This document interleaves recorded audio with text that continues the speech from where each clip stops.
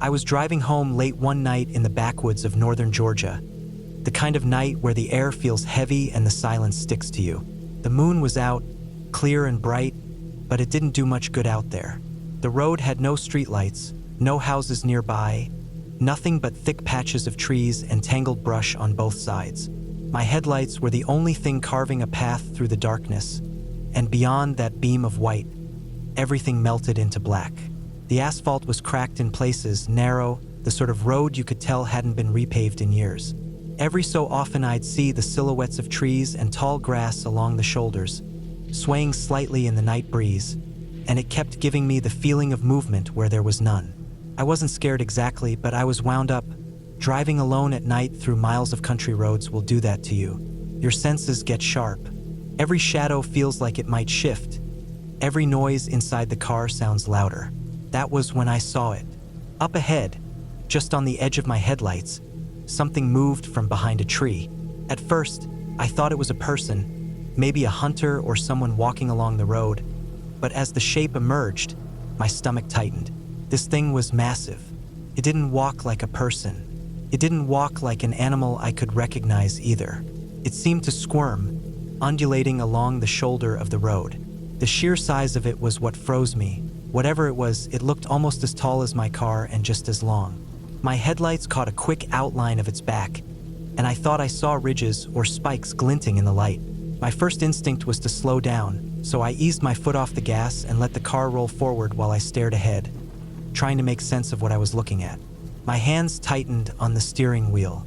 The rational part of me kept whispering that it had to be something explainable, but in that moment, in the dark middle of nowhere, my brain was screaming at me to stop, to turn around, to get out of there. I sat there with the car creeping forward, debating whether I wanted to continue. My headlights weren't hitting it straight on yet, so all I could see was the outline of this thing moving strangely against the black trees. The way it slithered almost made me think of a giant reptile, which didn't make sense out there, but my eyes weren't giving me much to work with. All I knew for sure was that it was big, way bigger than anything I expected to see on that road. Finally, I muttered under my breath, "Screw it." I was in a car with steel and glass between me and whatever that thing was. I figured no animal in Georgia was going to take on a moving vehicle. My headlights were strong, and I could gun it if I had to. I forced myself to press the gas again and let the car crawl closer. As I approached, the details started to sharpen. The spikes on its back shifted in the light, and its movement became clearer. It wasn't slithering, it was jerking forward in bursts, like it couldn't get control of itself. The shape seemed uneven, parts of it rising and falling in a way that didn't make sense. My pulse was pounding in my ears, every inch closer, making me more certain I was about to drive up on something I had no business seeing. When I was close enough, I turned the wheel slightly, just enough to angle my headlights across it. The beams cut across the ditch, lighting it up for the first time in full, and what I saw made me bark out a laugh so hard I nearly choked. It wasn't a monster. It wasn't some prehistoric beast crawling out of the woods. It was two deer. One deer was trying, and failing miserably, to mount the other. Their bodies were tangled awkwardly, shifting and jerking as the one on top kept missing its mark.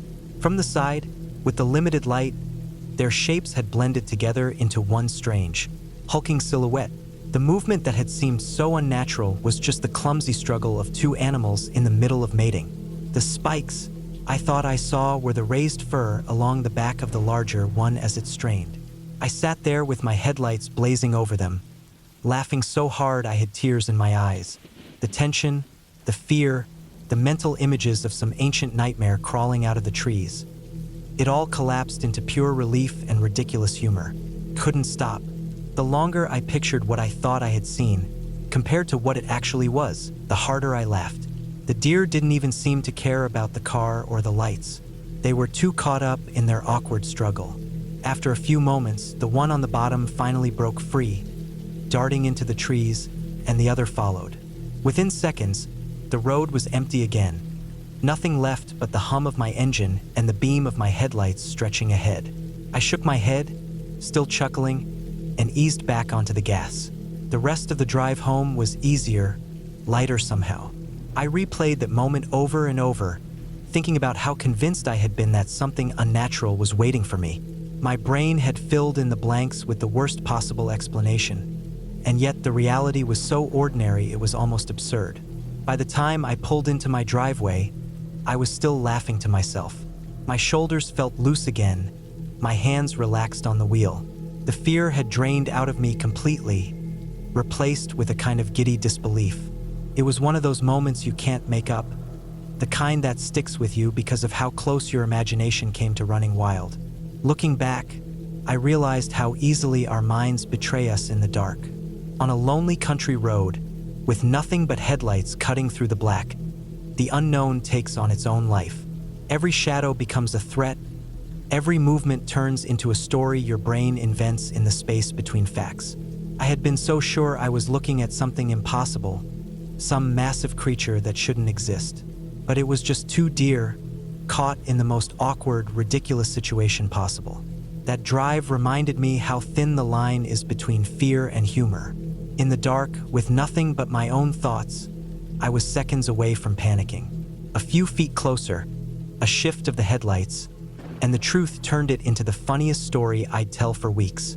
When I finally walked inside, I felt lighter, like I had outrun something that was never really there. I went to bed smiling, still shaking my head at myself, grateful that the monster of northern Georgia turned out to be nothing more than a clumsy deer romance on the side of a country road.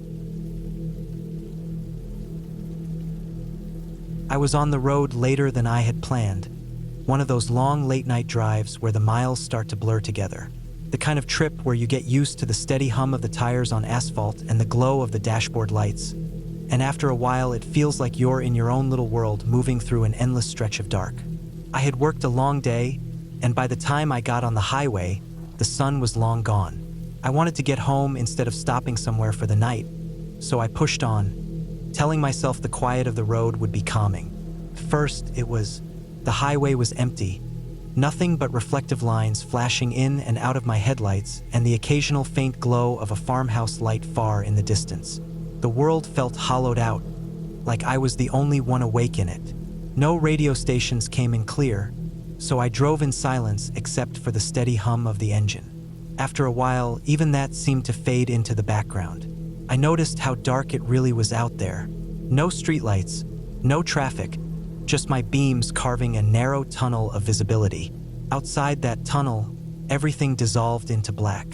The fields that rolled on both sides of the highway during the day were now just wide open nothingness. Every so often, the outline of a tree or the rise of a hill would catch the edge of my vision, but mostly it was just empty dark pressing in all around me. The longer I drove, the heavier the fatigue got. My eyes started to burn, and I felt that slight weight pulling at my head, the warning sign of sleep creeping in. I gripped the wheel tighter, straightening in the seat, rolling the window down a little for cold air. The breeze helped, but it wasn't enough. I knew I was pushing it, and a part of me started to wonder if I was being reckless staying on the road this late when I was so worn out. Then, like a switch flipping, something happened that jolted me wide awake. Up ahead, in the glow of my high beams, something appeared on the side of the road. First, it looked like a person. My stomach dropped, and my foot eased off the gas without me even thinking. The figure stood still, right near the white line, just inside the beam of my headlights. I braked hard, eyes locked on it, heart hammering. For a few seconds, I was certain it was a man waiting in the dark, standing on an empty road in the middle of nowhere. My mind raced with explanations, maybe a hitchhiker, maybe someone whose car had broken down, maybe something worse. My chest felt tight as the car slowed almost to a crawl. But as I got closer, the details started to sharpen. The figure wasn't moving, not even the smallest shift. The face wasn't quite right. The outline of the body looked too flat. It was only when I passed close enough for the headlights to hit it straight on that I realized what I was looking at. It wasn't a person at all. It was a cardboard cutout. Relief should have rushed through me, but it didn't. If anything, the realization left me more unsettled. It was standing upright in perfect position, like someone had carefully placed it there just for me to see. The absurdity of it might have been funny in daylight, but out there in the pitch black, it felt wrong. Wrong in a way that prickled down the back of my neck. As I rolled past, I caught a clear look. It was some kind of advertising standee, a smiling face frozen under my headlights, colors faded but still visible. I didn't recognize who it was supposed to be, and that made it even stranger. I kept my eyes locked forward and pressed on, not wanting to look back in the mirror. For the next mile, I couldn't stop thinking about it. Someone had dragged that thing out there on purpose. They had carried it into the night, set it up just so, and walked away. But why? To scare drivers like me? To make someone swerve or slam on their brakes and maybe lose control? The thought made my grip tighten on the steering wheel. If I had been going just a little faster, if I had been a little more tired, I could have jerked the wheel too hard and ended up in the ditch or wrapped around a tree. I realized how fragile the situation had been. A prank, or maybe just a thoughtless joke, could have had real consequences. Maybe that was the point. Maybe whoever left it there wanted exactly that. As I drove deeper into the night, the image stuck with me. The stillness of it. The way my headlights lit it up like it was real. The way my heart had leapt into my throat the moment I saw it. I thought about how easily things could have gone differently, how quickly the night could have taken a turn for the worse. The highway stretched on, mile after mile, and I pushed myself to stay sharp. My fatigue was gone now, replaced with an uneasy energy that wouldn't let me relax. I scanned the road ahead constantly, half expecting another cutout, another trick waiting in the dark. Every shadow, every roadside sign made me tense until I was sure what it was. By the time I finally saw the glow of real lights ahead, a gas station sitting like a beacon at the edge of the road, I felt drained. I pulled in, parked under the bright fluorescent glow, and just sat for a moment with the engine running. The relief of being somewhere real, somewhere lit, was overwhelming. I stepped out, stretched, and felt the night air against my skin. Standing there, I thought about how close I had come to making a mistake, how fast things could have turned dangerous. A cardboard cutout wasn't much on its own, but the timing, the setting, the way it appeared in the dark, it turned into something that could have cost me control of the car or worse. When I finally got back on the road, I made a promise to myself. I wouldn't push drives this late anymore. I wouldn't let fatigue make me vulnerable to tricks or mistakes. What happened was almost funny in a twisted way, but underneath the humor was something serious. The responsibility of staying alert, of knowing when to stop, of not letting myself become another story of someone who didn't make it home because of one small thing. That night, it was just a piece of cardboard, but it taught me how fragile the line really is between funny and dangerous, between a scare that makes you laugh later and a scare that changes everything. And it's a lesson I haven't forgotten since. I was driving late one night, cutting through a stretch of road I normally avoided unless I had no choice. It was one of those back roads that felt endless, the kind of place where you could drive for 20 minutes without seeing another pair of headlights. No houses, no gas stations, no motels. Just woods pressing in from both sides and the road itself winding like a ribbon through the dark. My phone had no service and my gas tank sat just under half, which should have been enough to get me back to a highway, but the silence and the emptiness already had me on edge. The night was moonless, and the only light came from my headlights. The beams were strong enough, but out there they looked weak against all the black. The trees along the road stood tall and crowded, their branches bending in toward the pavement like they wanted to meet overhead. Sometimes the wind would shift and the shadows in the treeline moved in ways that made me feel like I was being watched. I kept the radio off because there wasn't a station that came in clear, and the silence inside the car only made the noise of the tires on asphalt louder. I had been driving maybe an hour when it happened. One moment the road ahead was empty, the next my headlights lit up a figure standing directly in the middle of the lane. I had to slam the brakes so hard the seatbelt locked across my chest and the tires screamed against the road.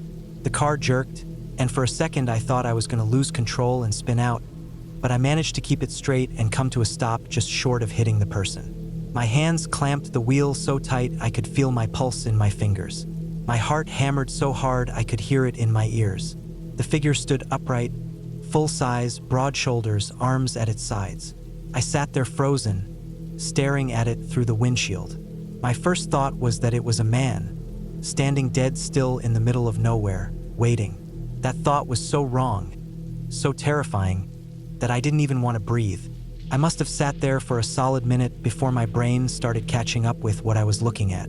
The figure wasn't moving, not an inch, no shifting weight, no breath fogging the air, no reaction to my headlights blinding it. It was stiff, too stiff. That was when I saw the edges, the flatness of the body where an arm should have had depth, the way the light bounced differently off its surface. It wasn't a man. It was cardboard. Relief should have hit me, but it didn't. If anything, the realization made me feel worse. Because what the hell was a life-sized cardboard cutout doing out here in the middle of this road? And who had put it there? I squinted through the windshield, trying to make out more details. The face, the hair, the unmistakable muscles, it was Arnold Schwarzenegger, or at least a standee of him from one of his old action movies. I almost laughed from the absurdity of it, but the sound caught in my throat. My nerves were too raw. I sat there, idling in the middle of the road, and my mind kept running through possibilities. Someone had set it up deliberately, that much was obvious. But why? To scare drivers? To make them crash? To lure someone out of their car? The thought of stepping out into the darkness to move it made my skin crawl. My headlights only reached so far. Beyond them, the woods were a wall of black, and I couldn't shake the image of someone standing just beyond that line, watching me sit there. I eased my car forward slowly, angling it so I could slip around the standee without hitting it. As I passed, I couldn't help but glance at it from the side. Seeing Arnold's printed grin staring at nothing in the dead of night was worse than seeing it head-on. It looked wrong, too big, too present. I pressed the gas and kept moving until it was gone in my rearview mirror. But the longer I drove, the more unsettled I became. Somebody had carried that cutout out here. They'd planted it right in the middle of the road where any driver would be forced to stop or swerve. And this wasn't a busy road. They knew whoever came across it would be alone. The whole setup felt intentional in a way I didn't like. I kept glancing in the rearview mirror, half expecting to see headlights appear behind me, but the road stayed empty.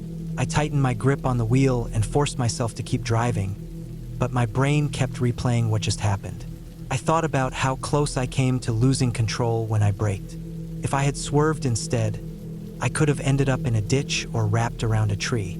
Maybe that was the point.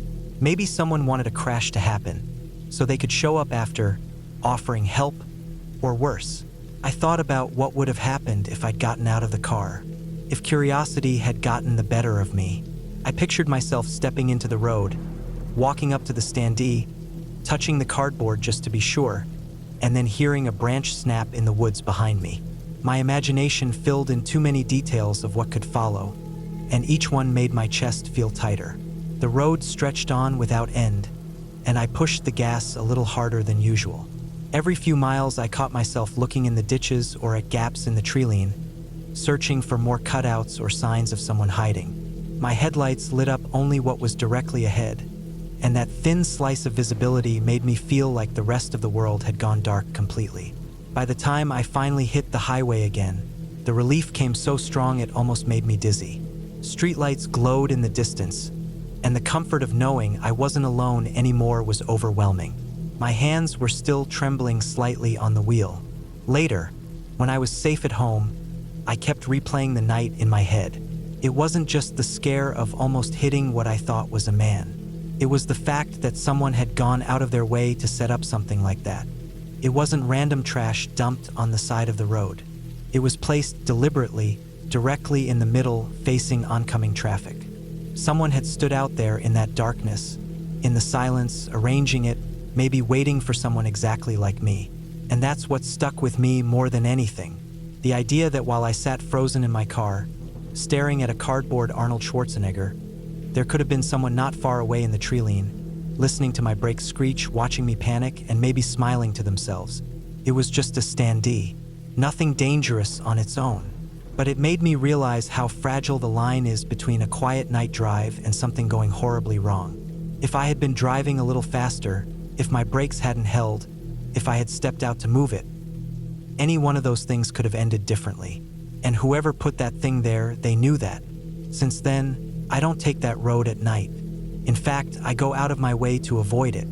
I don't know if the standee is still there, or if it was a one-time setup, but I don't want to find out. Every time I think back to that stretch of asphalt cutting through the woods, I see that frozen grin in the beam of my headlights, and I remember how it felt to realize that out there in the dark, someone had been thinking ahead, planning, setting a trap I barely escaped without even realizing it. It wasn't a ghost story, and it wasn't a nightmare. It was just cardboard. But it was also a reminder of how easily people can make the world dangerous, how something so simple can rattle you to your core. And that's why even now, long after the fact, the image of that standee standing in the road still makes my stomach twist. I was driving late one night, later than I should have been. The road stretched ahead of me in a long, empty ribbon, 2 narrow lanes cutting through fields and patches of woods. The kind of place where there were no streetlights, no traffic, just the dull gray reflection of my high beams bouncing back off faded paint lines.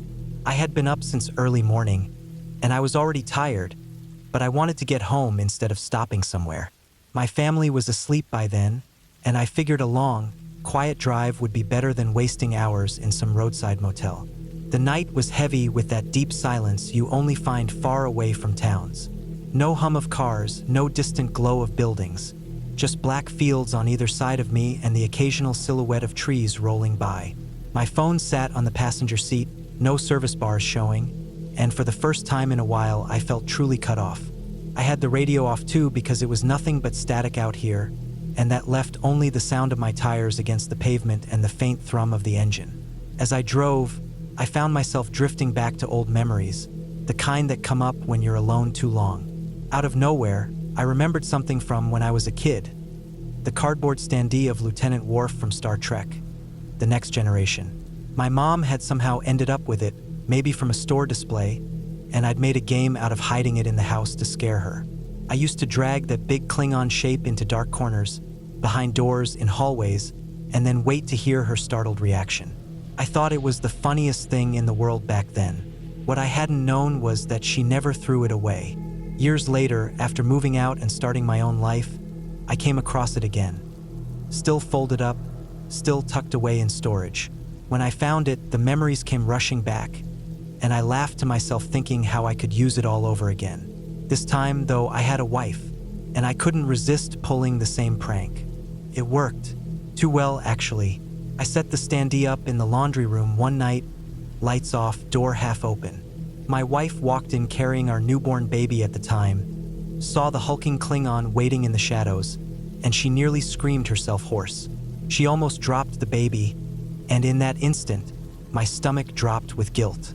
The prank wasn't funny anymore, it was dangerous. I put the standee away after that, folded it back down, and I didn't touch it again. But now my kids are older, no longer in that fragile stage where a single stumble could mean disaster. They're past the carrying age, past the years where a prank like that could put them in danger. And lately, I'd been thinking of where to relocate my chief of security for one more scare. As these thoughts ran through my head, my headlights caught something strange up ahead. At first, I thought my tired brain was playing tricks on me because it looked like someone was standing in the middle of the road. My heart jumped into my throat, and I slowed the car down, squinting into the dark. The figure stood tall, broad-shouldered, rigid. For a split second, I thought it was a man. The shape was too distinct to ignore. The way the shoulders squared, the way the head sat high and unmoving. I gripped the wheel tighter, feeling my pulse hammering in my hands. Then, as the car rolled closer, the details came into focus under the headlights. The forehead ridges, the dark sash across the chest, the Klingon snarl. It was Worf. I hit the brakes harder than I meant to, and the car jolted to a stop a few yards away. My first reaction was pure confusion, followed by something colder creeping up my spine. That same exact standee I used as a kid, the same one I had nearly scared my wife half to death with, was standing in the middle of a nowhere back road, facing me head-on. I sat there in shock, staring at it through the windshield. My mind scrambled for answers, any explanation that made sense. How could it be out here? I had left mine folded in the basement. I hadn't touched it in years.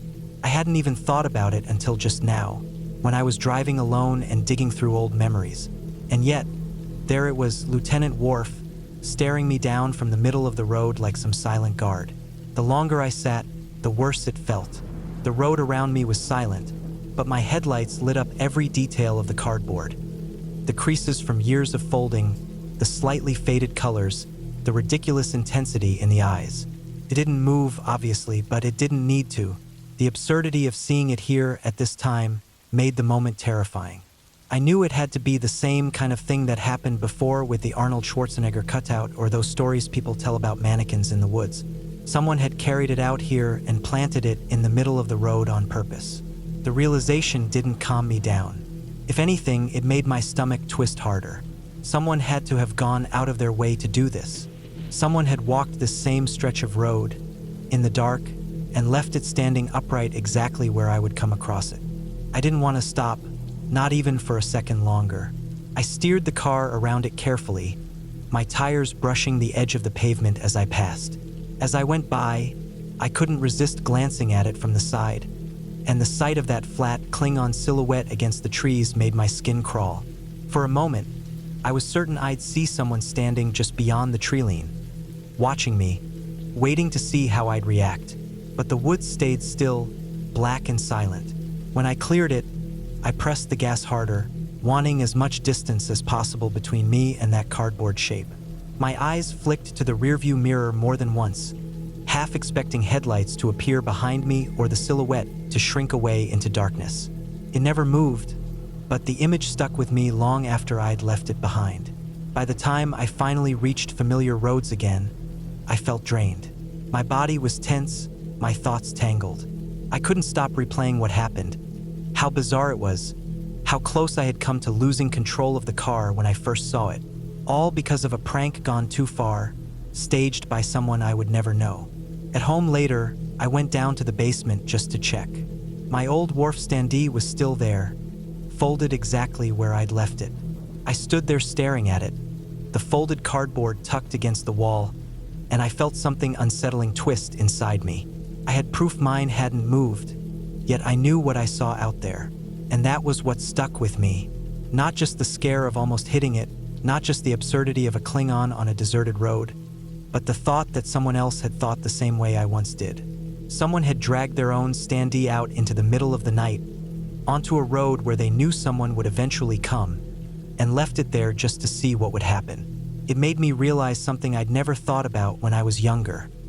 The line between a prank and something dangerous is razor thin. That standee almost caused me to swerve, almost sent me into a ditch.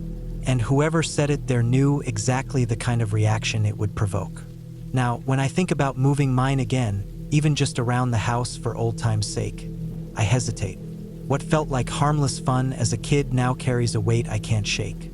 I don't know who left that wharf cutout on the road that night or why, but it reminded me how fast a joke can turn into something terrifying, and how sometimes the scariest things don't have to be ghosts or monsters at all. They can be as simple as cardboard standing in the wrong place, at the wrong time, when you're alone in the dark with nowhere to go.